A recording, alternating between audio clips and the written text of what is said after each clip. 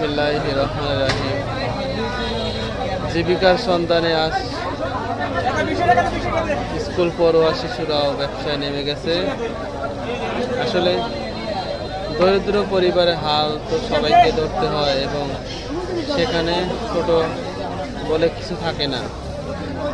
আপনারা স্ক্রিনে দেখছেন যে শিশুটি ক্লাস 1-এ পড়াশোনা করে, সেও এখন বাবার ব্যবসার হাল ধরেছে, যাতে হাটের বেলা হাটবেলা বেচা বিক্রি করে কিছু পরিবারের প্রয়োজনীয় পণ্য কিনে নিয়ে যেতে পারে বাড়িতে, এবং সেই আশায় বাবাকে হেল্প করছে এবং বাবার কথা মতো ব্যবসা বাণিজ্য যেভাবে করতে হয় সেইগুলো করার চেষ্টা করছে।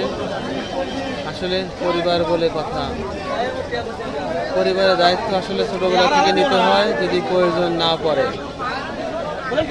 আপনারা অবশ্যই এই শিশু এবং ছোট মানুষের কোথাও দোকানদারি করলে ওদের কাছ থেকে অবশ্যই কিনবেন এবং উৎসাহ উদ্দীপনা দেবেন, যাতে বড় হয়ে বড় ব্যবসা হতে পারে এবং পড়াশোনা করে মানুষ হতে পারে, পরিবারকে সাহায্য করতে পারে। ধন্যবাদ।